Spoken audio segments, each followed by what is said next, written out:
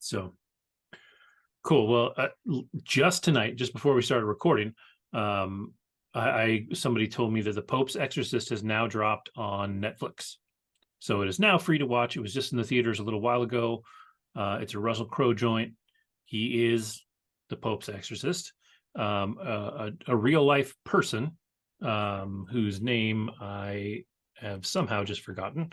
Father Gabriel Amorth, and he was an Italian priest and was, in fact, made the Pope's exorcist. Like, he was the number one guy for the Pope. Participated in real life somewhere between 50 and 70,000 exorcisms in his career. And he was doing exorcisms. It says he retired in 2000, but I thought I read that he did even a little more after that. He finally passed away in 2016 at the age of 91. Wow. So he lived a long life for somebody fighting demons. Mhm. And what he died of, like, a pulmonary embolism. So it wasn't anything like, crazy. Like, he was 91. Like, yeah, that's a pretty normal thing to have happen. So interesting guy. The story itself is based on partial accounts of stories that he spoke about, so nothing is definitively this is what happened in his life, right? Like, it's like we took a little, like the Conjuring series, right? Like, we took a little bit of A and a little bit of B and spiced them up and then threw them together. And in regards to that, there are rumors that there will be a sequel and maybe more films. And they definitely did set it up at the end of the film for it to go for a while if they wanted to. I will say, just right out of the gate, I don't know if this movie would have been good with anybody but Russell Crowe, but he is amazing in this. Hmm. Like, he's great, just a great range of, like, of character depth for him. I guess the one thing that they said that they really did try to put in, that Russell Crowe tried to really bring to the character, this particular priest really had a sense of humor, and which is amazing to me. Like, if you really are fighting demons for, I don't know, 60 years or however long he was doing it, um, having a sense of humor probably helps. I imagine so. Yeah, it's really interesting. He says in the movie, and apparently this is something that the guy said in real life too, is that like 98% of exorcisms are not possession. They're mental illness, mistaken for possession. And they do their best to deal with that in a kind of a respectful way, and deal with the physicians and things like that. So the acknowledgement is there that not everything is a possession, but there's that 2% that you can't account for. And in that regard, he did a lot of exorcisms that were real. So knowing that it veers off of the real story, it doesn't make it a bad film. They do enough to keep it interesting. It's definitely, the story almost feels kind of like a better telling of The Nun in a way, in some of the backstory that it has. Uh, but it's good. He's really good. Yeah, I think too, it's like 60% horror film, 80% or 40% almost like Indiana Jones. Like, Huh. he's there's this whole subsection of the film where he's trying to figure out why this possession's happening. And there's a little bit of, almost archaeology and discovery and all this stuff that isn't corny. Like, it's not cheesy. Nothing about the movie itself is really cheesy.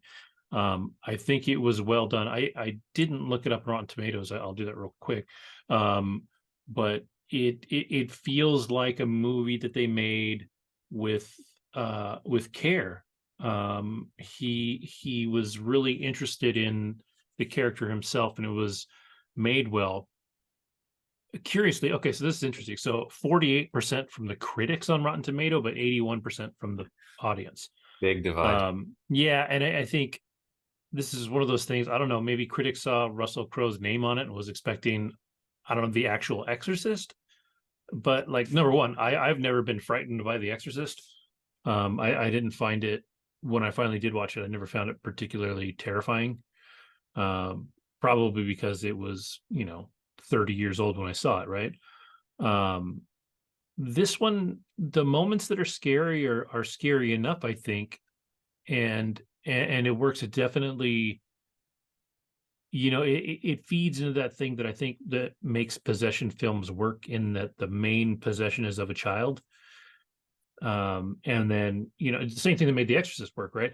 And when this child is saying these horribly offensive things and doing these things that are offensive and inappropriate, like, it makes it more disturbing. And it's really, it's interesting, and it's well done, and the things that he has to deal with, and the priest that is with him, that is just a regular priest. He happened to be there, not experienced in exorcism. So you kind of get these two sides of the coin, where you have this guy that has never been trained, and they kind of reference in the film, they're like, when the Pope is sitting there talking to Russell Crowe's character before he heads out, he's like, we've done too good of a job teaching young priests, because now they don't see evil in the way that we see it. They're like, we see demons out there, and we believe in them, and this younger generation doesn't believe in them in the same way. And they show it a few times in the film, like in one of the opening scenes, and I think it was in the trailer. After he deals with his first possession, which they show was not an actual possession, he was just dealing with someone with a mental health issue. And so he goes to kind of report to this panel of priests, and one of them is definitely a young priest, and he's just totally giving him shit about exorcisms, and how they're not not real, and why he's doing the things that he did, and all this. And there's a much older priest on the panel that's like, yeah, he this dude knows what he's doing, like he works for the Pope, and blah blah.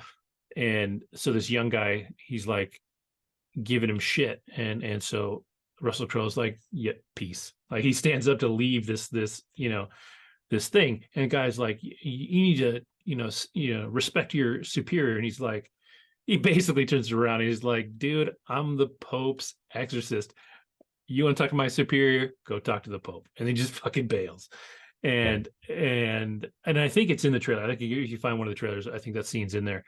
But yeah, I mean, in a lot of ways, it's a fun movie for what it is. It's not a comedy. Like, I wouldn't say it's not corny at all, but he brings enough levity to the character that, even though the things that are happening are horrible, and there's never, like I said, there's never a moment that is corny. There's never a moment that it seems like they're poking fun at exorcism. Like, they take it relatively seriously for the topic that it is. But it works. And I think if it's less grounded than the first Conjuring. You remember how I said, like, in that one, it sort of lost me when the Her kid chair started starts talking. like going all like dragging all over the place. Yeah. Yeah. I mean, this one, kind of, when the possession starts going, um, people are getting thrown around and stuff like that, and it's just kind of part of the story, so you accept it. Um, so in that regard, you can tell it's a movie. I don't, I'm not sure that in real life people get thrown across the room by a demon that's not touching them. But I think, for you, knowing how you Correct. feel about possession films, I think the scary parts of this would Get would me. would get to you a little bit, in a good Yes. way. Like, you want to see that in a horror film. But I think I think you'd like it. And I think those things would be more kind of visceral to you, because of the way you were raised and things you've been through. We've talked about it before. Um, and it has a satisfying ending for the story. If it never got a sequel, cool. If it does get a sequel, cool. Um, but yeah, I mean, all in all, I'd say go give it a watch. It's good. It's accessible. It's on Netflix, which I think is awesome. And Russell Crowe is great. So do you think Like, is it like better than most of the Conjuring universe films, you think? Yes, Okay. for sure. Like I think probably after the second Conjuring, I think those start to become campier, Yeah. you know. And I think this, you know, if they do a sequel, maybe it will, right? Because of the way it sets up the sequel, they could totally go camp and still kind of stay true to it and whatever. And because he is, you know, a relatively light character for the things that he's doing, they with the wrong director they could, you know, screw it up. I need to look actually really quick. Can't remember what this guy directed, but he directed something, and I was like, oh, this shouldn't have been as good as it was. Just dressed Talking about by Overlord? Julius Avery. No, did he do Overlord also? Yeah. I I've heard decent things about that, but he just did Samaritan. That's right. The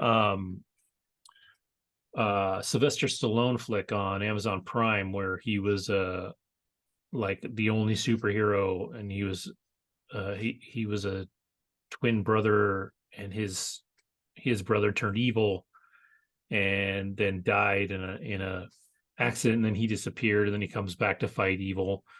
Um and it was corny. Like I didn't think it was all that great. So to see that this guy had directed that, yeah, it's a 5.7 on Netflix, so it's not particularly good. Samaritan.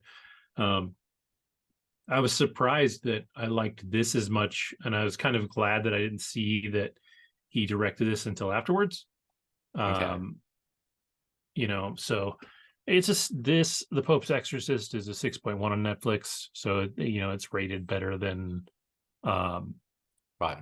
yeah than Samaritan and the other ones, but um yeah, I don't know, for a horror flick. And if you're any kind of history buff, there's a lot of interesting kind of history thrown in. There's some interesting takes on the Spanish Inquisition, that the real Father Amorth, I think it Yeah. is, um, that he kind of believes. And if if you read up on him and the things that he has said, um, he doesn't necessarily think that everything that was done by the church was always done in the best interest of the people, and and potentially there was possession within the church. And so it's very interesting. Like I said, from a historical standpoint, it's kind of interesting to see some of these other tales. There's a another one. There's a character that's really brief. It's one of the exorcisms that he felt was mental illness that he didn't think the Vatican handled right. Um, and it turns out, if you read up on it, it's referencing loosely referencing a real life story. I guess there's a documentary about it on Netflix called The Vatican Girl, and there was a girl that went missing from the Vatican in the 80s, I think it was. She was like a teenager, and she was on her way home from music class, and she disappeared. And the kind of one of the stories is that she was kidnapped and basically sold to sex parties for the Vatican police, and then murdered, and she was never found. So I'm actually kind of curious. I kind of want to watch the documentary and see, what that story is about. It's super quick, and if you didn't read up on, the real life versus fiction, you probably wouldn't know about it unless you'd already seen that documentary. But even the name is different, so it doesn't make it easy to kind of suss out. But I may go and watch that. So, but yeah, all in all, I think it's a good horror flick. Like I said, super accessible right now. It's on Netflix, so you can just kind of hop on it and watch it. But I think, like I said, I think it'll get you more than it got me. Um, just and not necessarily a lot. Like it's not crazy, but I think I'll be curious to see what you think after you watch it. Yeah, no, I'm intrigued. Yeah, And it's funny too because like again, I just we did talk about it earlier, but it's a trip how for you, like if things start getting really kinetic, like it takes you out. Whereas for me, when things start getting kinetic, I'm like, oh no, don't show me that. Because now it's hyper real and now it's even more scary to me. Whereas like if it just stays like, oh, I can't see it, it's like, okay, that's cool. This is normal. Like this is not like it can't hurt me because I can't see it. Okay. It can't hurt me because it's not pushing me around. But if it's pushing me around and it's throwing shit at me and making me like now it can hurt me and now I'm worried. So anyway, and part of me is not necessarily convinced that shit doesn't happen. Like, I don't know. Like I just just like I don't know, man. Like we didn't always have cameras and documentation in like the 18 or 1700s. So maybe that shit did happen and like I don't know, man. Anyways, It's I'm possible. yeah. So for me it's like that's why it gets me. Yeah. Anyway, that's that. All right. So that is my big watch for the week. But you, I watched this today. You today, judging by your background and your hoodie and everything you wore, are big down on blue. You went and saw Blue Beetle today. I went and saw Blue Beetle, and honestly, like I went in with very, very tempered expectations. And I will say it was a 2 hour movie. And I would say for the first hour, maybe first hour and 15, even, I was kind of like this. I was like, it's okay, you know, but then the movie actually started to like pick up, have consequences, and kind of deliver on the themes. And I would say that the major themes of this film, no surprise, of course, would be it is very heavily like Latino or Latinx. I'm Mm-hmm. not sure Yeah, what for the, sure. but heavily, like so much so that it's like more so than I think they even kind of like discuss, like in terms of like, pre-press of the film. George Lopez, I think, definitely was a very strong character in the film. And as a matter of fact, I want to just even go to the Wikipedia page really quick because I really want to be able to talk about this movie. But overall, like, my take on Blue Beetle is that I used to think that Wonder Woman was the closest DC film to an MCU film. And I think Shazam was also in that category. But now, yeah, no, I think Blue Beetle finally figured it out. I remember when I was watching the movie, I was thinking to myself, okay, if you take a little bit of Spider-Man, as in Spider-Man Mhm. Homecoming, and you take a little Iron Man, and then you take a little, maybe even like Black Panther a little bit, like if you kind of mash them all up together, then you kind of have Blue Beetle. Oh, I'm forgetting one. Um, but I'm going to leave it alone because I'm on a tire tip. Um, but yeah, another thing I also want to do, like after this podcast, because I just saw the movie, is I pretty much know nothing about Blue Beetle, and that's another piece of why it's a lot like an MCU film. Because the early MCU films took kind of deeper cuts. I see you're nodding Yeah. your head. Like Yep. they took deeper cuts where it's like no one knew the fuck who Iron Man was until like, like not really, unless you were a real comic head, you did not know who Iron Man was. Like I not know the name Tony Stark until 2008. And Seriously. see, and I did, but I didn't Okay. care. Like like he wasn't the guy you go and buy the comic. Like obviously some people did. Like there are Iron Man fans out there, obviously, even before like he had many runs of comic books for a very long time. But like for me, I read Iron Man in, you know, with the Avengers or, in one of those other storylines. And so, he was kind of a side character more than anything. And I think, you said it, like people went into Iron Man just to see a superhero movie and without a real background. And that's exactly what Blue Beetle is. Like I know who Blue Beetle is. I've read Blue Beetle comics. Down in my basement, I have stuff where Blue Beetle is a main character or a partial character or whatever. Nice. Like I'm familiar with the character and to a degree his power set, but like I'm in the minority of people out there going to watch these movies. Yes, superhero movies will always have their nerds, right? You'll always have the people that know everything about the character. And there are people out there whose favorite character is Blue Beetle, and I'm sure, you know, along the way there's been young Latin American, you know, comic book readers that have been drawn to Blue Beetle because he's always been a Latino character. Um, and I think that's a good thing. But I think for the most part, it is going to hit like an Iron Man did, because who cares about Blue Beetle, right? Like in the general world. Um, and I think, like I said, that's what I have heard. Like that's the comparison I've heard is to Iron Man and early MCU, because it's kind of refreshing. Like you're watching it and you're being introduced to this character for the first time and experiencing it. It's harder to do that with a lot of characters out there now because everybody knows who everybody is. Exactly. And and now I legitimately want to like read up on the backstory. Like I didn't know, for example, and they don't mention this in the movie at all, but apparently there are three Blue Beetles. Like that's Mhm. crazy. Like so it's kind of like your Ant-Man, for example, where there's more than one, or your Green Lantern where there's more than one. So that's cool. I will say though that the movie theater pretty fucking empty, man.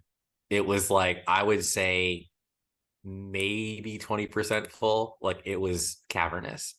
But I think by the end, um, I think people who were there were satisfied. There are two after credit scenes. The first after credit scene, I think, is actually like you stick around for that shit. Second one, it's kind of silly.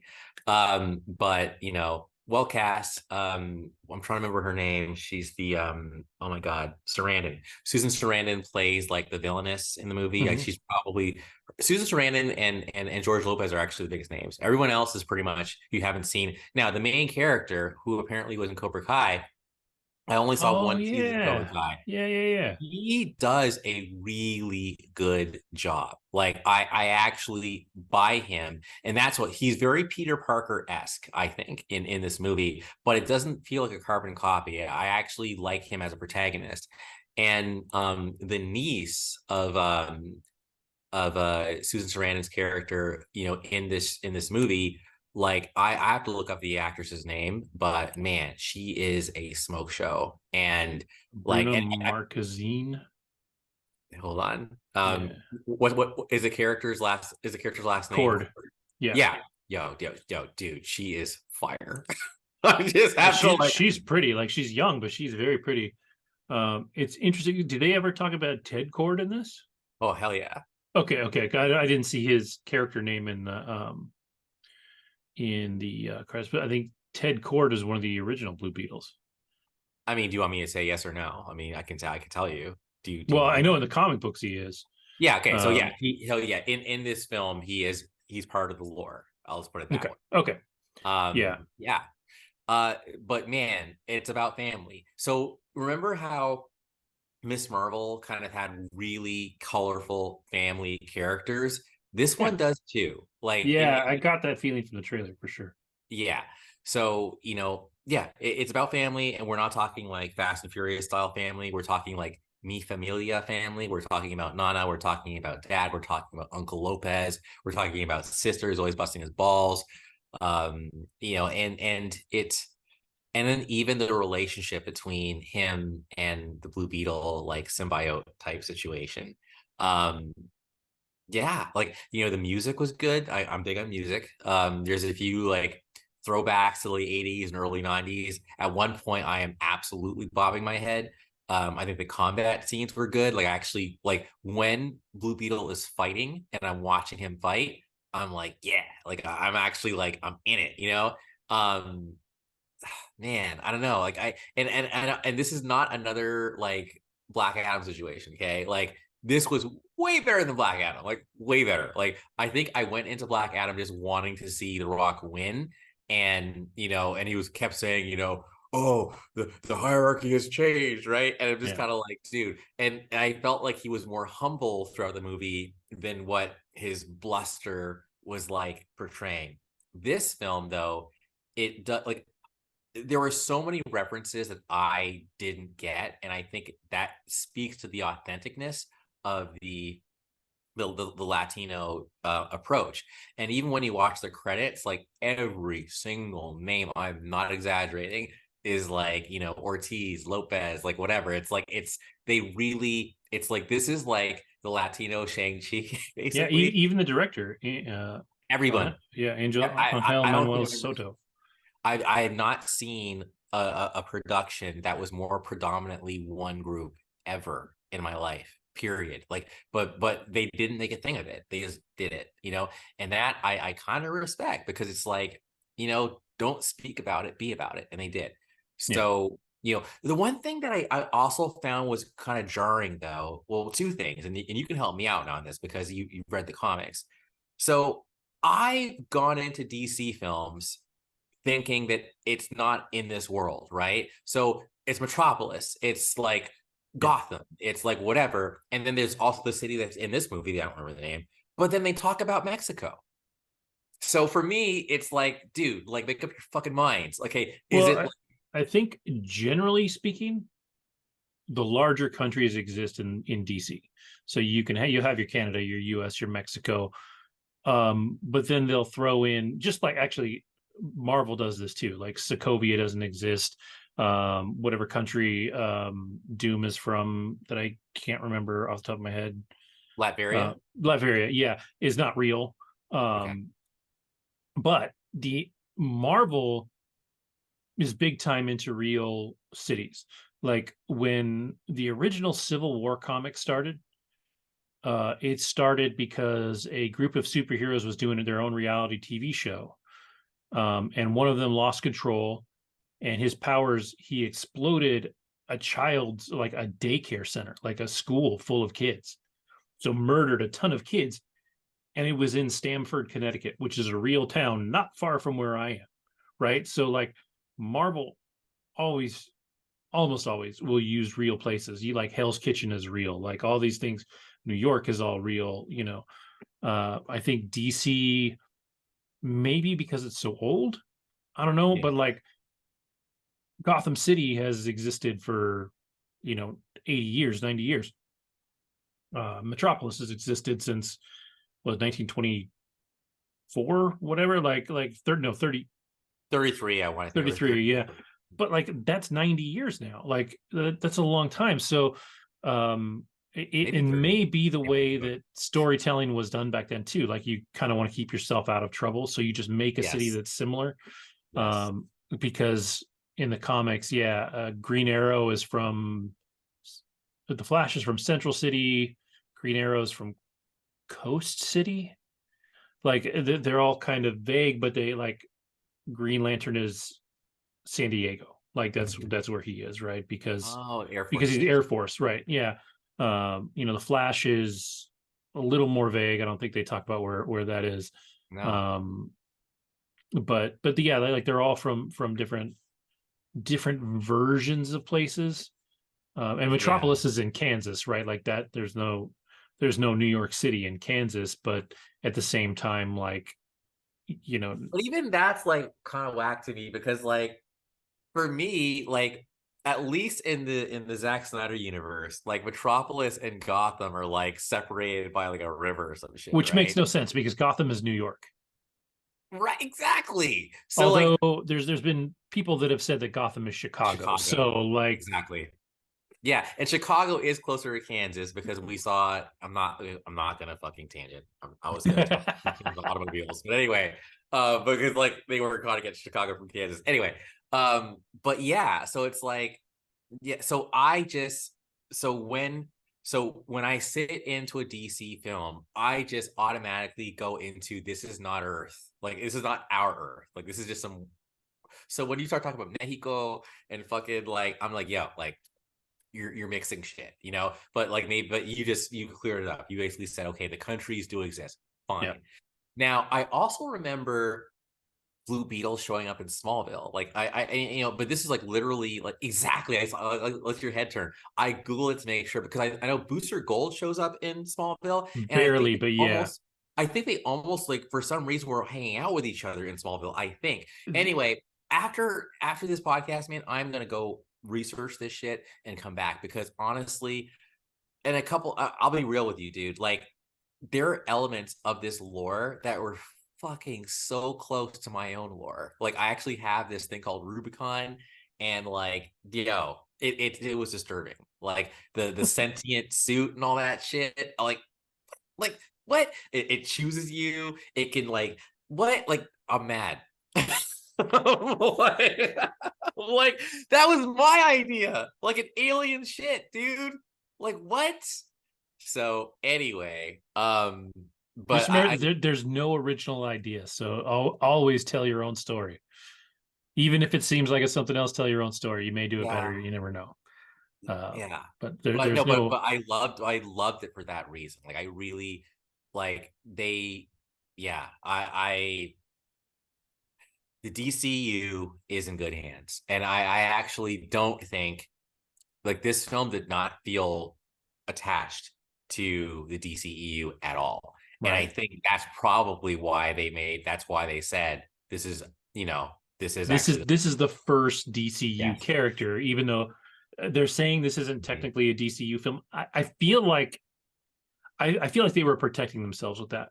Like if this somehow does well, they'll just be like, it's kind of like Ed Norton's The Hulk, right? Like, yeah, that movie is in the MCU, but like we don't talk about that. Oh, we started with Iron Man, right? But that Hulk was first, so and yeah, and Iron Man showed up in that one. Well, Blue Beetle showed up in this one. Now he's going to be in. So we're going to fiddle with that. I still think I wish they just scrapped anything else they have in the DCEU and just start here, move on. Yeah. But I wish there were more of these smaller characters before we got Yes. to Superman. I do. I think that, and I've said that before. I think that is what made the MCU work. Yes. Because again, like Captain America was around forever, but people didn't really care about Captain America outside of the comics, and people didn't really care about Iron Man, even though one of the biggest comic book stories, like in decades, before the MCU started, was Civil War. The Civil War comic was Captain America versus Iron Iron Man. Man because you know Captain America was like, no, these people do not need to fucking register their names. They should be, autonomous and be allowed to be whatever. And Tony Stark was like, cool, well, I think they should be, and I'm going to work with the government. I'm going to make some money off of it, blah, blah, blah.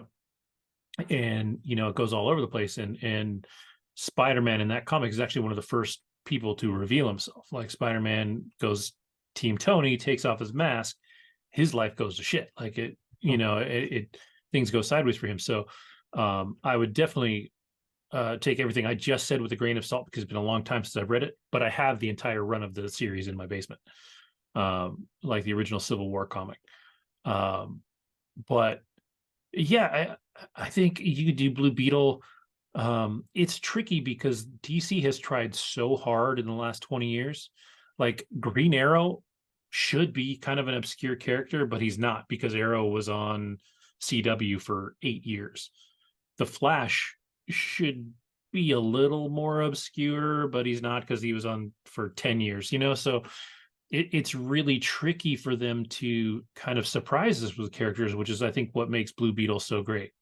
Exactly. And we were talking about like how Martian Manhunter would also be a good one to Yeah, start I with. think so. You I could, do. Yeah. yeah, like you make it a detective type genre film Oh, or whatever. yeah.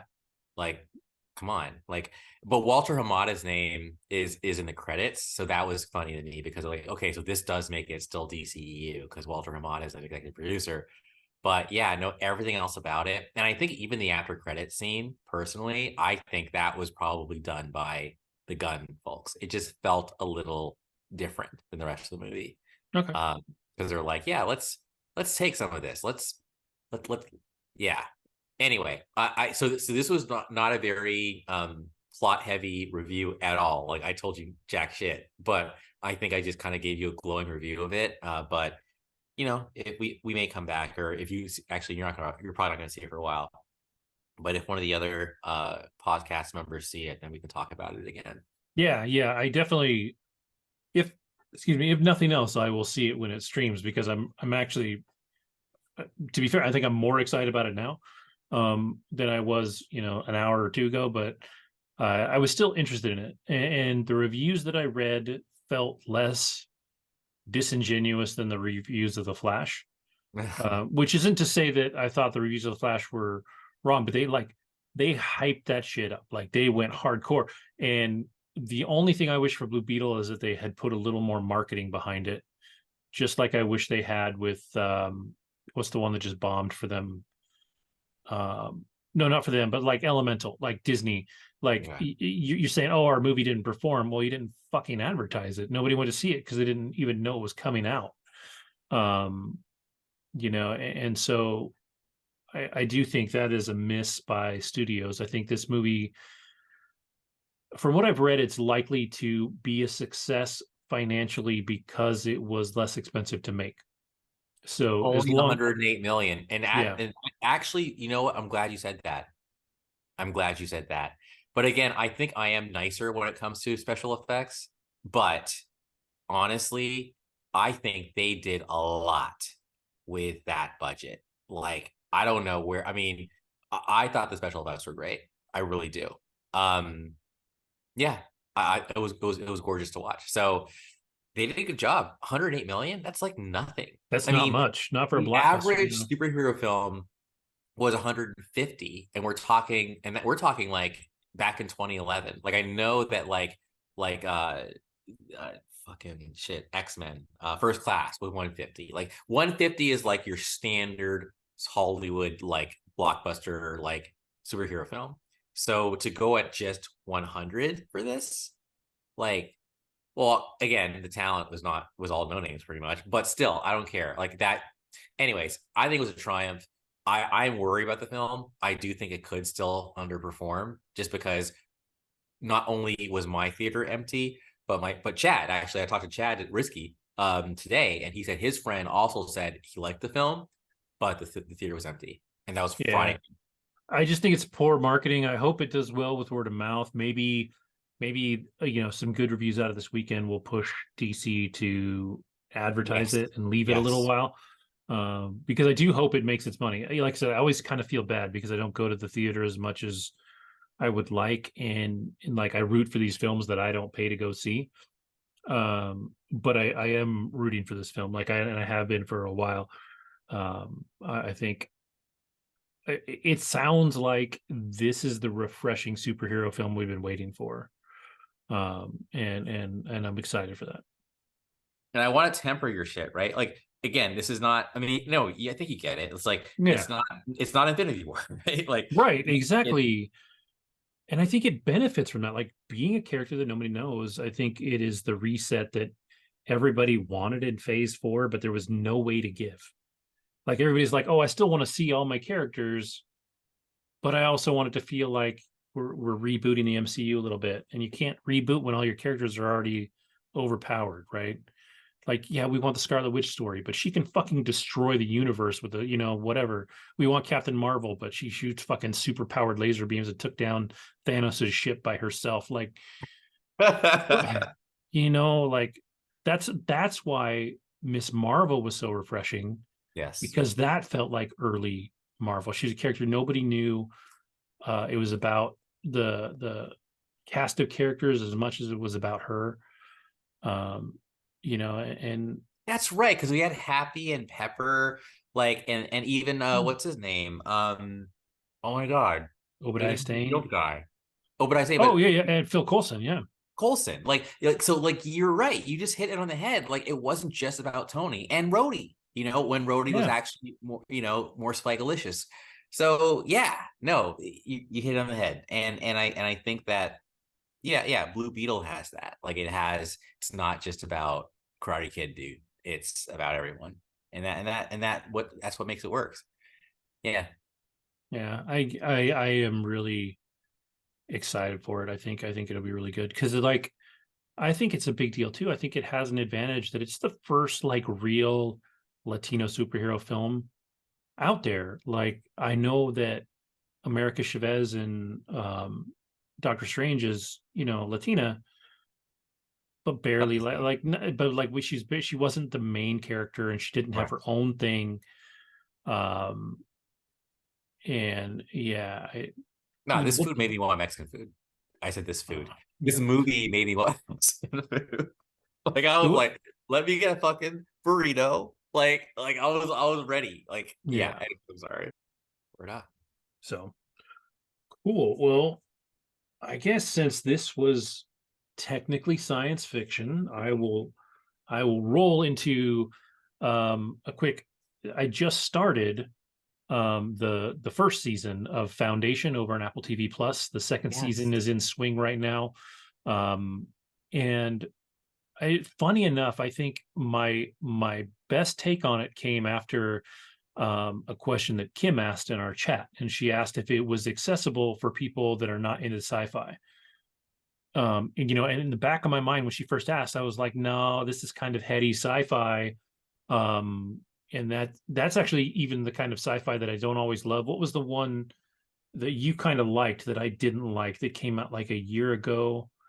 Are you Uh, talking about the one with they oh were my God, like, with the wolves one? Raised yes, by yes, yes, Wolves. Raised by Yes. Wolves, Yeah. and I couldn't get into that one. It was like kind of up its own ass, and I was worried that Foundation was like that too because it's classic Asimov sci-fi. But as I was going to answer her question, it kind of clicked to me that there are a lot of similarities in this show to Game of Thrones, and kind of in the way that the political machinations are there and the things that are happening are there. And I think that even though it's sci-fi, and even though you have these worlds, like some scenes take place on ships, some take place on planets that are very technologically advanced, and all this, because it just sets itself in that world and it doesn't bother to, you know, explain everything around you all the time, um, and just kind of lets the story kind of unravel what the drama is. I think it works, and I think it actually is as accessible as Game of Thrones was for people that aren't into fantasy. Like fantasy isn't my biggest jam. Like I don't go to see a movie because it's got dragons in it, right? Like that's not always going to get me. And wizards and magic aren't always going to get me, and I don't have a problem with that. Like I've played D&D, I enjoy D&D, and actually the D&D movie I thought was fucking fantastic. Was. Um, but like that's not my draw. Like, and when I read books, I very rarely ever read fantasy books. Um, and I know that Game of Thrones is kind of grounded fantasy, like not everybody's slinging magic and Harry Potter in the shit out of everybody, but it this is like grounded sci-fi in the way that Game of Thrones is grounded um fantasy. And like looking at it, you have the Empire, which is kind of like the Iron Throne. And the way this works is that over generations, there was one leader that was he was getting old, and he was the king, and he didn't have a line left. He didn't have any kids left, and he was going to lose power. So he cloned himself. And so the next one that took over was technically him, but it was a clone, and it's not such crazy cloning where when the clone was done, it was exactly him with all his memories. It was a kid. You need to raise that kid and do this stuff. And so he has this um, woman servant that's actually a robot, or seemingly an android of some kind. Um, and so she raises all these kids with them. And so what we come to find out eventually is that there are 3 to 4 versions at any given time of the same person. So you have, and they're all called brothers. So there's Brother Dawn, Brother Day, Brother Dusk, and Brother Darkness. Brother Darkness is the guy that's on his way out. Brother Dusk is the oldest, like kind of coherent one, right? Brother, maybe there's one more, Okay. but anyways, but Brother Day is like the Lee Pace. So he's the guy that's kind of really running shit, right?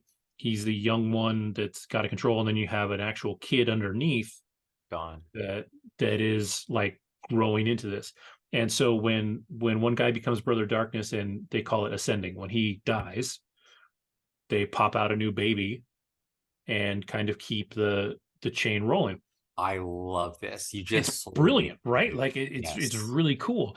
Um, but they don't like hammer that into you. Like you kind of pick it up as you go. And so, Lee Pace is Brother Day, and he is running shit kind of with an iron fist. He's a dick. And, the story kind of rolls out in that some of these outer territories, are kind of um, being brought in because they have their own dispute. And so he's talking to them. And then there's an explosion at the end of the first episode that sets off, like, for me, is when it got interesting. Like, it was kind of slow at first in the first episode, and I wasn't sold. But by the time this thing blows up at the end of the first episode, I'm set. Like, I'm in. I want to know everything. And it's really cool. Like, it's really trippy. You've got a handful of characters to keep track of, just like Game of Thrones. You got different kind of parties involved. I think there's fewer in Foundation than there is in Game of Thrones. There's not quite as much to follow, um, but the ones that you do have to follow are complex. I think if you know Jared Harris, he was the guy Oh, I from love Jared Harris. so good, right? First time I From saw him was in Mad Men, actually. I don't know if you oh yeah, remember. yeah, yeah. He hangs himself in Mad Men. That Yes. that oof. Yes. Um, but he's in Sharon Noble. Like he's awesome. The He's super Expanse. super good. Yeah. Yeah, and he I don't know how they're going to integrate him after like the third episode because I'm only like 3 episodes in. But some shit goes down, and I don't know how they're going to keep him around. But apparently, he's in a ton of episodes, so he'll be there. And it does kind of bounce around in time a little bit because when people travel from space to place to place, there's two ways you can travel. You can travel fast, like faster than light or whatever, and then I forget what they called it. It may have just been slow travel, but like they'll put you on a ship and you go as fast as you can go without going fast, and you can kind of live on a ship for a while um before you get to your destination. And but it's a trip. Like there's some not quite magical lore to it. Like I think the things that in Game of Thrones would be magic and mysticism in this are science and mathematics, right? And so like that's kind of Jared Harris's character's thing, is like he has found the math and the equation that shows that society is going to collapse. And he, he's being persecuted for it by the empire because they're like, our society can't collapse. Like, no, we're the empire. We can't lose, right? And so there's that kind of like battle early on, and I just think it's really good. I'm like I said, I'm only 3 episodes in. I'm kind of talking without enough knowledge to kind of nail it, but it's good. It's grounded. The acting is really good. Obviously with Jared Harris and Lee Pace, you're off to a good start already.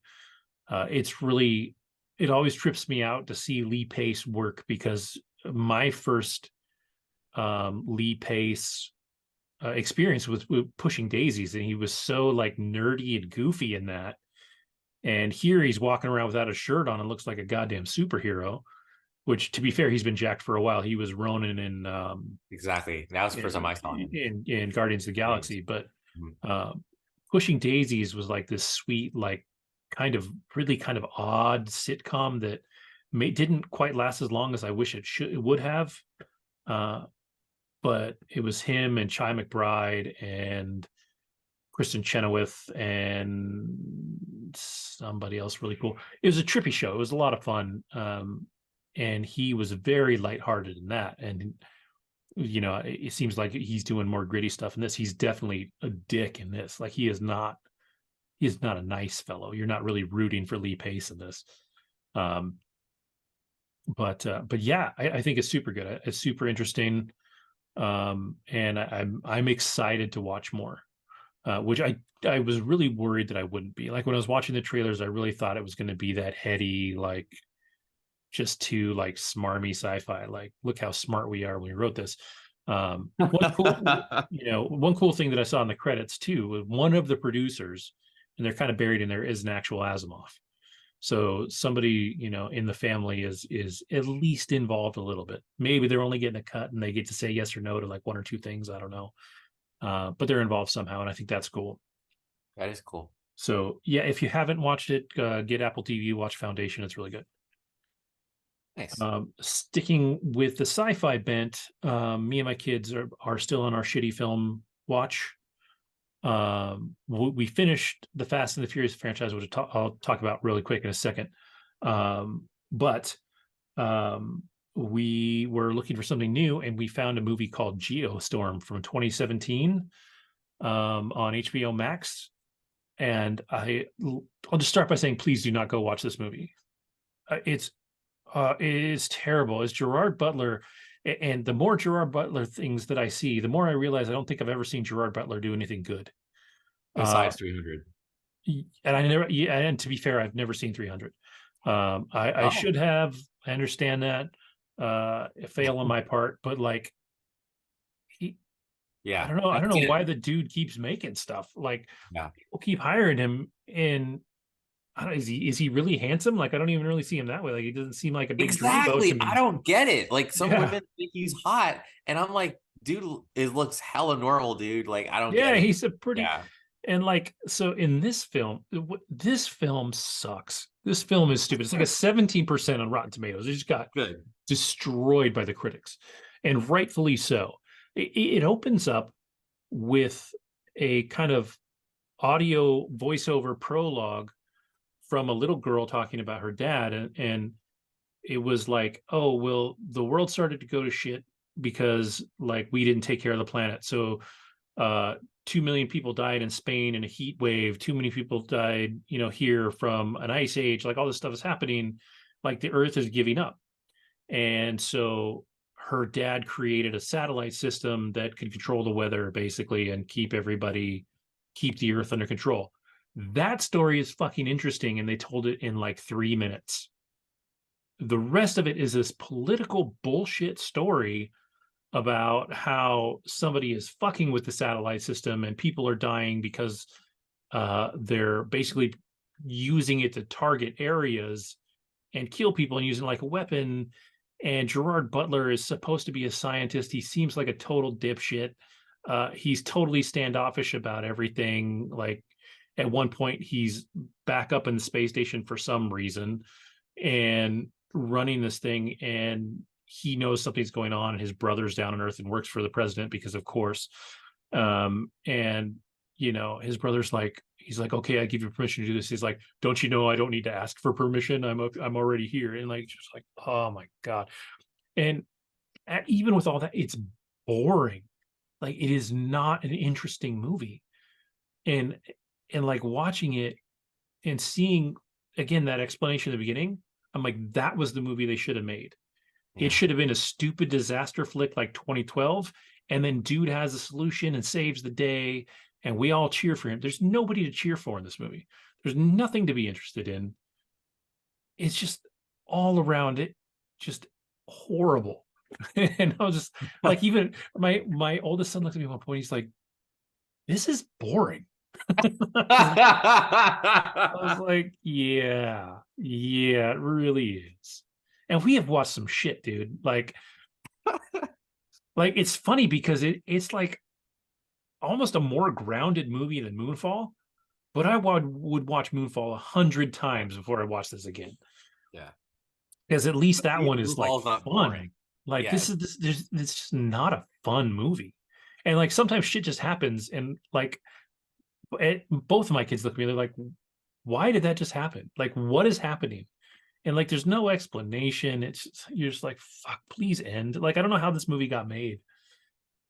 Like, now I gotta look it up. Gerard Now Butler now I need to must be know. a billionaire and just funding his own films. Like he's like, I don't even care if it's good, just put me in a film. Like I Oh don't well, understand. dude, Dean Devlin. That's all we had to say. Okay, so first of all, Ah, Dean Devlin is like one half of Centropolis, right? Like, mm, so it is basically like one half of the Moonfall. You know what I'm saying? yeah, Like, yeah, yeah, uh, yeah, Dean yeah, Devlin. yeah. It's like you took Moonfall and took all the joy out of it, and Yeah, then slapped it into 2012 and made a movie like it. dude, it made money. At least according to this, 120 to 130 million budget, 221 I'd gross. have to see what it was up against in 2017. Like I don't know. I know people were going to the movies more in 2017, right? Sure. COVID hadn't happened. I think maybe it was a little easier to make money, but dude, it was a shit film. It is terrible. Oh, you know what? No, it bombed. Okay. Box office analysts say the film needed to gross 300 to 350 to break even. So yeah, it failed. Yeah, I bet. I bet they marketed the hell out of it. That's how it made the money that it did make. And it was released alongside Boo, a Medea Halloween, The Snowman, and Only the Brave. So So, it didn't have any competition. yeah, he said 17% on Yeah, dude, Tomatoes with an it average rating of 3.6 out of 10. that is generous. Like it's so bad. It's so bad. Like I think I've seen a bad movie that I disliked so much. Besides, like this, it's just bad. Like, Here's how. So the Wrap gave the film a negative review and said disaster movies might have justified, might have just flatlined with director and co-writer Dean Devlin's chaotically stupid bid to emulate his old partner, catastrophe peddler Roland Emmerich. Um, and then Matt Singer of Screen Crush gave the film 2 out of 10, calling the film a slog, but the final act achieves a kind of transcendent idiocy. Oh my God, dude. Like, that's exactly like it just plods along. Like nothing makes sense. Like shit just happens and it happens slowly. yo, Entertainment Weekly gave the film a D score and summarized the film as a bunch of supposedly connected scenes that don't seem to even know each other and were maybe shot years apart. Yes. Yeah, I can't argue with that. Like it feels exactly right. Like I feel so vindicated right now in my hatred of this film. Like and we're not even done with it. We still have like 45 minutes to go. Oh God. The Hollywood Reporter, big, dumb, and boring. I said, "Oh God," because you said you weren't done with it. Like, why would you do that to yourself? Like, That's what we do, man. That's what we do in this house. So yeah, we'll finish it. I don't know what's going to happen, and I think my kids are going to be so excited when it's over. yo, check this out. Alyssa Wilkinson of Fox, as in VOX, gave the film 0.5 out of 5 stars and stated the level of boredom I experienced during Geostorm ought to qualify at least as a second-degree felony in the state of New York. Again, not wrong, dude. It's boring. He said your Like, kids just turned to you. We're like, yo, and like, not only did they do that, but they did it when they were already fucking around on their iPads and shit. Like, they were already doing something else, and they were still they're bored already by this trying to film. survive. Yeah, like just heinous. Like Now I want I to see. can't. I can't. I Like, have this like morbid you know what? curiosity. Go ahead, go to Max and turn it on, watch it for like half an hour, and you'll be like, how is there another 2 hours of this? And the reason why it actually is relevant because apparently, like we were talking about earlier, like there's like a tropical storm like hitting Southern Yep. California. So I'm in Vegas right now, and Vegas is not known for like cold and rain, but it was like 70 something degrees when I got out of the movie theater tonight. It was actually, and it felt nice. I had a Oh jacket yeah, around, yeah, but it was like, but this is weird. So yeah. like climate change is definitely a hoax. It's not happening. Like Obviously not. being made up. Yeah. Well, that was the other thing in this movie. Like they talk about how, like, at one point he's like, I made this whole satellite system. And then when they show it in space, it's like this net of satellites. I'm like, no, dude, one person did not make this. One crew of people did not like this could not be made without a global fucking effort of shit. Like it's literally like a giant net around the planet. I'm like, you just nobody put effort into this. Like nobody. Oh, it's bad. It's bad. And then there's one point where he realizes something's wrong. And so he calls his brother on this video call and he knows that people are watching. So like they make up this code. And so that only his brother understands what he's saying. And then a couple of minutes later, they go into a call and he's just spouting out shit about how things are like my son looks at me, he's like, why did they have to encode the first one and not this one? Like, why are they not talking in code anymore? I'm like, dude, I don't know. I was like, I don't have answers for you. I guess some people just fail up, man. They just Oh, fucking I fail don't. up. Yeah, like how Gerard Butler. I don't know what he's doing, man. he knows somebody. He's got like naked pictures of somebody with right? like somebody else, and it's just like, He's like I don't know, he's man. for Nexium Part 2 or some It's shit. something, dude. But yeah, no, seriously though, I highly recommend 300. I do. Yeah, yeah. Go back in time and peep that. That was Snyder. Like Yep, and that was that peak Zack that Snyder. movie, yeah, yeah. Like Yeah, that's actually legit. yeah. So the only other thing I've got, since we're talking about shitty movies that we watch, me and my kids finished the Fast and the Furious franchise. Well, up to 9. Fast X isn't available yet. I think I could buy it, but I'm not going to buy it. And there is certainly like a bell curve for the Fast and the Furious movies. Um, After the first one, I think the first one was decent. The first one was a film of its time. Second one sucked. Tokyo Drift, I think, is actually better than people gave it credit for, but not great. 4 was a shit film. And then 5, like 5, 6, and 7, all pretty good, but they definitely become something different. Like by the time you're in 5 and 6, you are in some almost Mission Impossible type universe, right? Like the first one, he's a Yeah. cop, he's trying to, like, we know that Knox. story. Yeah. Yeah, well, nitrous oxide does not leave the Fast and the Furious franchise ever.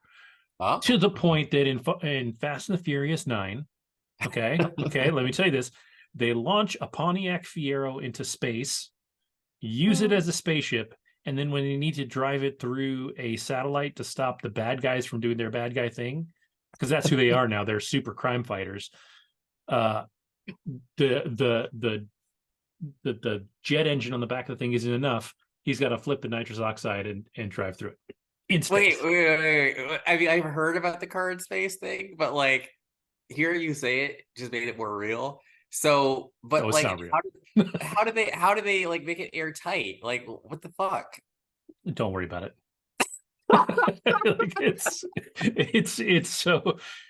so dumb, but at least it's fun. Like the thing about the Fast and the Furious movies, even when they got this stupid, even when they got ridiculous, especially after the second one, like the second one was probably a little too serious.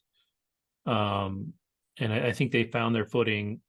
Again, the problems with Tokyo Drift, like I talked about how there was like this whole like almost romantic scene where they're drifting down a mountainside and just talking as they drift side to side, and you're just like, whatever. But once they realized that they were not making drama and they started making like pure action films, they got good and then they got ridiculous and they kind of fell off again. Obviously, if you put a Pontiac Fiero into space with a rocket engine on the Where back do of you it, go? you've jumped the shark and just accepted it, and or jumped the whole fucking planet. Like, but I mean, all in all, they're entertaining films. I think I said in our chat too, it was really interesting to hit the end of Yeah. 7, knowing that Paul Walker passed away doing it. So when the last scene comes and knowing that that was their tribute to Paul Walker and it wasn't actually him, it was his brother, and they CGI'd his face on to make it work. And they like have the scene where they say goodbye and like him and Dom are racing, and then he pulls off on an overpass and drives off, and Dom drives the other way. And it's really sweet, and like, that everybody was saying goodbye. They weren't just like kind of saying goodbye to Brian O'Connor, the character. Like they're saying goodbye to Paul Walker. Like, and it's touching. It's emotional. Like it's a real thing. And knowing how much everybody loved Paul Walker and how much Vin Diesel like really did love Paul Walker. It was a really sweet thing. Um, and and then there's the whole thing about family, right? Everybody talks about how often they say family. Well, there's a chart on how often they say family in the films, and through like the first like 6, it's not very much. It's only a few times, and then in the last few, it's like that's like the word They family is knew. like 30 times a movie. Like it just gets ridiculous. Um, and there's a bunch of fan theories about how like is Dom like Jesus, or is Dom an angel? Like, because he can't die. Like he does ridiculously stupid shit and just cannot die. And like it, you know, he's always got his cross, like his family cross or whatever. I think it's in 9. They introduced John Cena as his brother, which is Okay. weird because like John Cena's the least like Italian looking dude I've ever seen. Like he looks white, and at least Although his like last name is Cena. Like I Cena know wasn't. like his name seems like it, but Yeah. he Yeah. doesn't look like as Italian as Dom Toretto does, and how even the girl that plays the sister, Jordana Brewster, Yeah. she's believably Like that Italian, olive. like Yeah. um and and the whole John Cena storyline takes, the predictable turn that it takes in the story. Like everything's predictable after 7. Um, but they're fun. Like they deserve the money they made. They are popcorn films with action on action on action. Um, we even watched Hobbs and Shaw because it was a I was gonna spinoff. ask you Yeah, that. which I had already seen, but it was good to watch with them. And it's fun. Again, popcorn movie, just crazy shit. Watching. I always enjoy a movie where Jason Statham kicks ass. Like I love the Transporter films. Like I'm debating maybe in my next series to watch with them once we finish cursing ourselves through Geostorm. Maybe I'll try and get into the Expendables. That's a fun one. Although That, I don't think yeah. they'll recognize all of the actors because they're Because they're not. all old school. Yeah. Yeah, um, but that's a fun enough franchise that maybe it'll be all right. Of course, maybe I'll try and find some classics like Universal Soldier and some shit like that. Like Or Buster. just Soldier. Do you remember Soldier with Kurt I do Russell? not. No. Oh, that one's dope. Like he doesn't talk. It's like there's a program where they're building like kind of it's cyborgish um, soldiers, and Kurt Russell kind of washes out of the program. So they throw him in the trash basically and take him to this trash planet and dump him out. Well, there's people living there and they find him and they take him in and kind of nurse him back to health, and he becomes their protector. And then like the original soldiers come to that planet to take over for some reason. It's been a long time since I've seen it, but it was actually a pretty good flick. Young, kind of more jacked Kurt Russell. Um, I want to say early 90s. I was gonna say it's actually Um, ringing a bell now. So I'm trying to look it up. yeah. That one was actually, I kind of like that one. I might have to look for that and Universal Soldier. Universal Soldier was Van Damme and Dolph Lundgren. Um, but that one's fun. Um, but yeah, I need to definitely find Ooh, a palate no. cleanser after Geostorm. So the budget for Soldier was 60 million. You want to know how much it made? Probably not much. I thought 14. I saw it in the theater though. Like I enjoyed the movie. What are the actual like, especially now? What are the reviews or scores on it? So Rotten Tomatoes gave it a 15% approval with an average rating of 3.8. What's A the audience one, score on it though? well, audiences polled by CinemaScore gave the film an average of B plus to A. You know what? Let me see. Let me see. Let me go to RottenTomatoes.com itself to see Yeah, what. Yeah, Soldier. yeah. Because I always have a problem with that when people just post the Rotten Tomato score. They're always just talking about the critics, and Yeah. I feel like always you need to post both because you got to see the difference in the two. And I think All this right. is There's still a big difference, but it's not favorable. So 50% critics, 44% audience. It did come out in 98 though. So oh, it was that late, yeah, I was surprised too. huh? Um, so that was only 4 years after Tombstone. Shit. Yeah. Universal Soldier did well enough to get 91. that one got a franchise. Like there's three or Yeah. four Universal Soldier movies. I don't need to watch the other ones, but the first one I really enjoyed. Um, Dude, there's like six of them. is it really? Jesus Christ.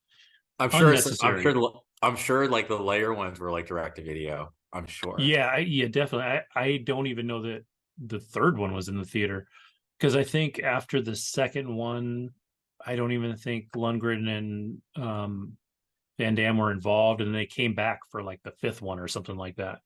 Yeah, I see Van Damme's face on like I think this actually the fourth and the sixth one. I see Van Damme's face. That's Yeah. funny.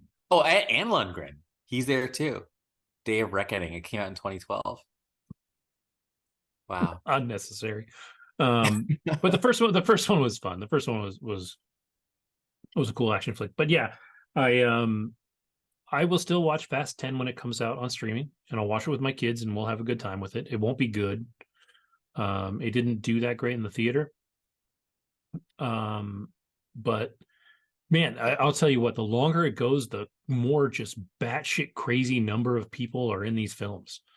Like, I was it six? Gina Carano shows up. You have The Rock starts to show up. Um, Shaw, played by Jason Statham, doesn't show up till pretty late in the film, but his brother is played by Luke Evans. Oh, Uh, okay. Gal Gadot's in a bunch of them. Um, Ronda Rousey shows up in one. Uh, it's just, and John Cena, like I said, shows up. Like they keep getting people into this franchise to make these films, and again, they're not good. You know, you're not watching them for the plot at this point. You're watching for the big action scenes, and in that regard, they deliver. Like they do some Yeah. crazy shit, like launching a fucking Pontiac Fiero into space, um, which is nonsense, but they have fun with it. I think, what's his name? He Black dude, former. Well, they're both former rappers, Ludacris and Reese? Tyrese wasn't a rapper. He was He was a a singer. model and singer, And, right? oh, Yeah, and singer, R&B yeah. singer. Um, they're funny. Like they're the ones that ended up in space in the Pontiac. Oh, They're funny. Like they bring a lot of humor and heart to it. And they have a thing for in Fast Nine. I gotta look it up real quick. The other thing, I think I talked about it before, but the names of these movies are ridiculous. because they don't have the numbers in them. No, One they thing, oh, every single one is different. yeah. Like I don't even know how with the words Fast and Furious, I did not realize that you could make 9 different films with 9 different names. Unreal. Um, but yeah, I feel like Fast Nine is F9, the Fast Saga. Like I'm like, what? But the girl that Natalie Emmanuel from Game of Thrones, Oh, gorgeous curly hair, like yeah, no, so she's the one they're in love with. black. They added Charlize Theron in the last two, although in 9 they gave her the She's a, worst haircut I have ever seen. I don't know how you take a woman so beautiful and cut her hair so poorly. They got Helen oh, Mirren she in a did couple do of these movies. Monster. Helen Mirren? Yeah, Kurt Damn. Russell's in a handful of them. Like it's crazy, dude. There's so many people in these films. It's just nuts, absolutely nuts. All right. Well, I But definitely I gotta watch it. I do think like because I gotta go a bit Myers Briggs on this. Like they're very S typey. Like it's an S type film, and when I say S type, I mean like because it's not so much about like trying to be heady. It's just about being very visceral and being in the moment and present. And like if you're, I'm sure if you're in your head in these movies, like as in like if you're a character and you're in your head, you're dead because that rhymed. But like seriously, you have to be very much in the moment, reflexes, all that shit. You just have to be tangible. Like and Mission Impossible, same thing, but it's also a bit of an end because you have to be thinking about all the machinations that are going on and the mind games with like the villains. I think Charlize is a villain. I got the yeah, impression for over sure. the trailers. Okay, yeah. But yeah, I know that whole S, and then like and Dom is SJ. He's a guardian. He's Oh, tradition. for sure. Yeah, so it's like I got to bring that up. Cole Hauser, I remember he Yep. was in the second one. Yeah. Second And one. Yeah. yeah, and it's just like, but I know he's a big deal because of course, that damn Yellowstone. Yellowstone. Yeah. But I thought that was cool that he had an early appearance. That was the first thing he did, I think, of note since he played the skinhead in Higher Learning. Did you ever see Yeah. Higher Learning, by the way? No, no, we've talked about that, and I keep Okay, forgetting about cool. it, but I need to watch it. Yeah, it's such a crazy franchise because now in 10, or sorry, Fast X, or yeah, Fast X. Now you added Brie Larson, Jason Momoa, Alan Richson. Like people just keep coming to the door for these movies. Like, and I know they want to make at least one more. Yeah, that's cool. Um, so it's just wild to me. It's just crazy. Um, like I said, they are exactly what you think they are. They're just popcorn action crazy films. Um, but like I said, they're fun, especially because like I said, they become in the fourth or fifth film, they become like these international, like almost like super spies. Like they get like at first, I think it's in the fifth one that The Rock is in. I think that's the one that everybody says is what kind of revitalized the series. Yes. Um, but The Rock is hunting them, right? Like because they're criminals. He's hunting them. They end up working together, saving the day from this little thing. Like they're doing this one little thing, right? Where after that, something goes wrong, and the Rock is like, I know who we need. We need Dom Toretto. And then they fucking go get him. And now all of a sudden they're super spies and they're saving the fucking world. And like they literally by nine, they talk about how they've actually saved the world like two or three times now. Right. Going from the Fast and the Furious, Mm-hmm. where Dom Criminal. Toretto's team is stealing some fucking stereos, and Brian O'Connor is the cop infiltrating them to try and stop them. It's such a fucking wild turn.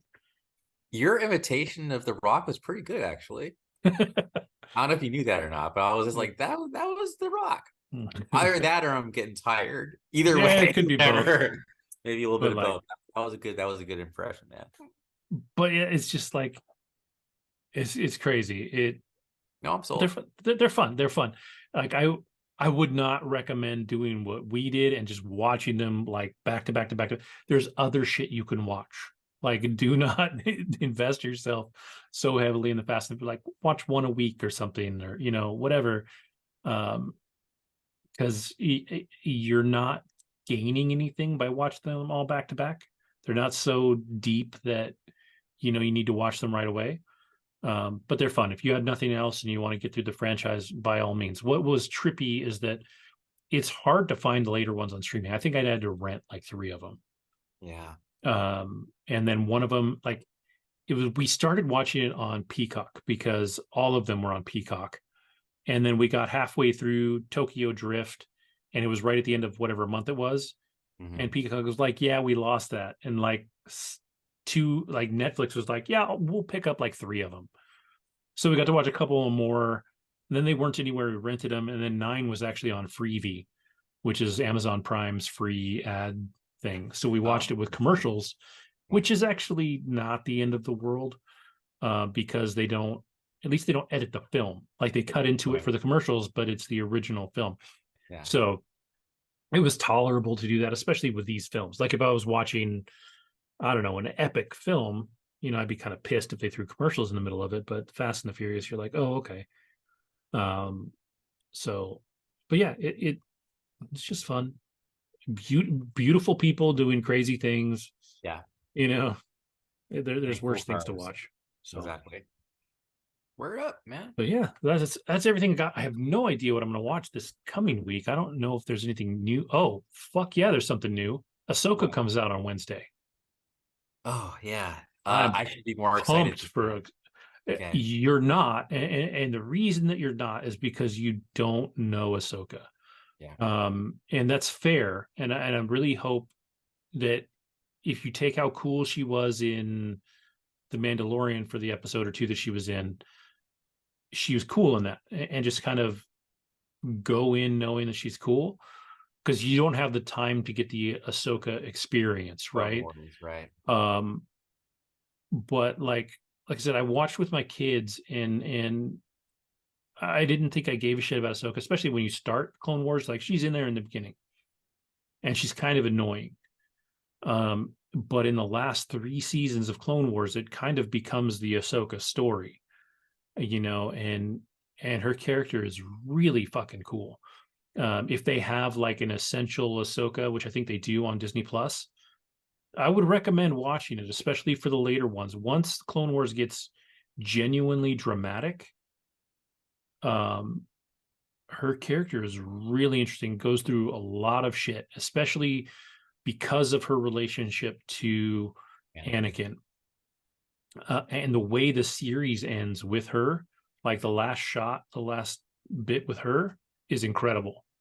And then there's some stuff from Rebels that would be nice to know. Like, there's a bunch of stuff that I feel like I wish there was a way for people to know for sure before watching Ahsoka, because I think it'll make a difference.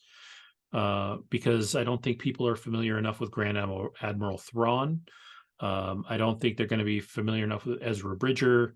The other girl, Sabine Wren, that's in this, that you see fighting with a lightsaber. People aren't going to be familiar with her. She's from Rebels. Their little droid is awesome. Chopper, I think his name is. So there's all these things that would certainly be beneficial for watching Ahsoka, but at the same time, just know that she's a badass. She's I don't think she ever, made the rank of Jedi Master in the series because of everything that went down. She's a Jedi, and I think it's the last thing Ray Stevenson did before he passed away. But he looks dope in this. I think it's just either way, I think it looks like a good series. I think that you would get more out of it knowing the history, but I think it'll still. I'm almost curious to see what you think of it without the history versus, what like Pete and I will think of it, having had the history of it. But yeah, I think that's the big thing coming out this week. I don't know of anything else. I feel like there's one other movie coming out next week that I Gran saw. Turismo or Gran Turismo. It's the one, the Turismo, racing. yeah.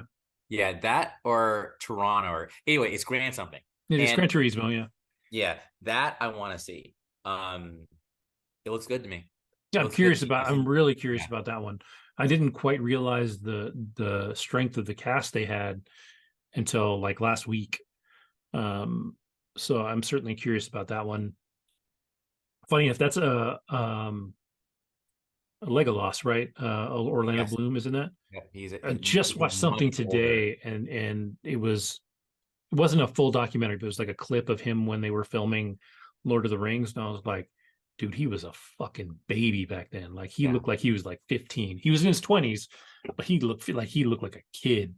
Yes. Like damn, like that's how old we are, like because he's basically our age. I think he's the same age Yeah. as us, Yeah. and it was a trip. It was a trip.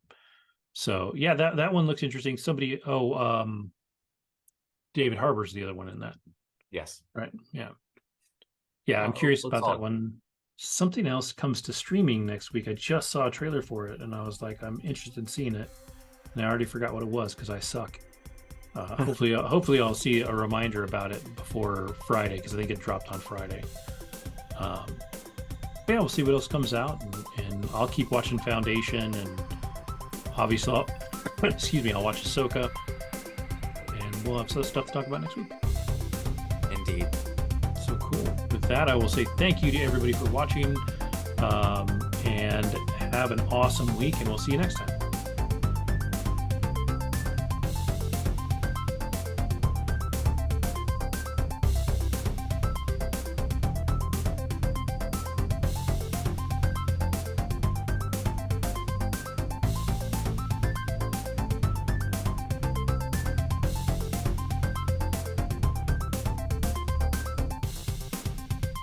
But yeah, some of those pictures, 'cause I go to Costco once a month, and they have the TV section right when you walk in. And sometimes I'm walking through there and I'm just like, damn. I was like, this stuff looks ridiculous. Because that's the thing, like my 80-inch TV is awesome, but it's also like 10 years old. So even though it's huge, it's not even 4K. So like I could upgrade my TV, but I don't have the money to do it right now. But And I think on TVs. the flip side, like I don't really notice, like Exactly. Yeah. and you don't know what you're missing until you're missing it too, right? Like it was like when we had VHS and DVD came out for a little while, everybody was like, VHS is just fine, like we're good, we're cool. And then you start running DVDs for a while and you're like, oh no, this is better. And then Blu-ray came out and you're like, no, I'm good with DVDs for a while. And then you get your first Blu-ray player and you're like, oh shit, this is way better. So you don't know what you don't have until you don't have, until you get the next best thing. Well, even when you look at like if you save your old cell phones and you look at the UI like on an old cell phone, it is hideous. Like it's like, Yeah, how did I use this? It looks like Microsoft Windows, man. Like what the fuck? yeah, Anyway, it's just funny how technology is the new culture. Like before technology, it was like the 60s, 70s, 80s all had different vibes. Now it's like the music is pretty much like hasn't changed that much between like 2002 and like now. yeah. That's fair. Yeah. But cult like technology from like your brick Nokias from like the early zeros to like what we got now, Hmm. yeah, that to me is where like technology is the new culture. Yeah, for sure.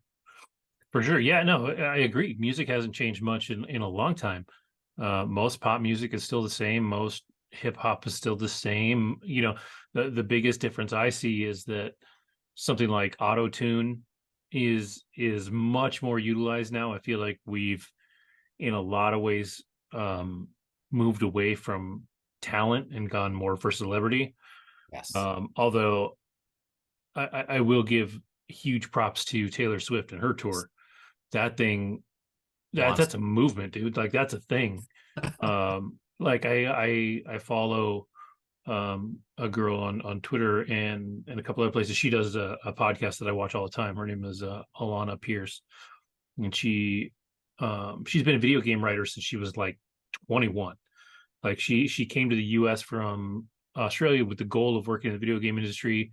She busted her ass, went to school, you know, did her own stuff, did her own YouTube channel, hit it big. Now she knows everybody in the industry, and she actually finally got her first like job in games writing for Santa Monica Studios. So she did the last God of War game. And so she like took her a while, but like she did the thing she wanted to do. But she she's like I go to heavy metal concerts, I go to mosh pits, I do all this stuff. She's like, I have never seen anything like Taylor Swift's Eras tour. She's like, it was the craziest experience of her whole life. She said everybody's singing along, like every single song, everybody's singing along. Place is loud, nobody is ever quiet during the whole thing. And old Tay Tay puts on a show. Like, So a client of mine, actually, it's a major brand, but a lot of the marketing people are women, and they were talking about Taylor Swift shows, and then one of them during the call was like, "I was not the same." Like she was like, "After I left the show, I was not the same, and I haven't been the same since." So yeah, everything you yeah, said is on point, man. yeah, it's crazy. Like, part of me is like, do I need to find a way to go see the Eras tour? Like, what am I missing? There's like no way there But won't be some sort of like streaming special, dude. That shit's some documentary, something yes, has to come out of this, right? I yeah. know she's doing this thing. I think where I don't know enough about it to talk for sure, so I probably won't put this on the show because I don't know what the fuck I'm talking about. But she's released a bunch of songs since the tour, and they're called, whatever her song was, Taylor's edition. And I think that these are songs that she worked with producers on that did it a certain way on her albums to make them work. But now that she's performing them in concert, she's putting out like her own kind of take on it, because she's been, so before she even hit it in country music, which is where she started at like 15, she was writing music and people were singing songs that she wrote. So she's been doing this since she was like a kid, and now she's, well into her 30s, and you know A veteran. she's she's had an unreal career. Like, Yeah. for a while you could kind of just chalk it up to her being cute and poppy or whatever. But whatever it is about her, like, she gets it. Like, she knows what people want to hear. So, not every song she puts out is necessarily the best song ever. But man, she knows what people want to hear because she just kills it every time. Unbelievable. Yeah, I want to be Taylor Swift when I grow up. Like, yeah, it's crazy. So Hey.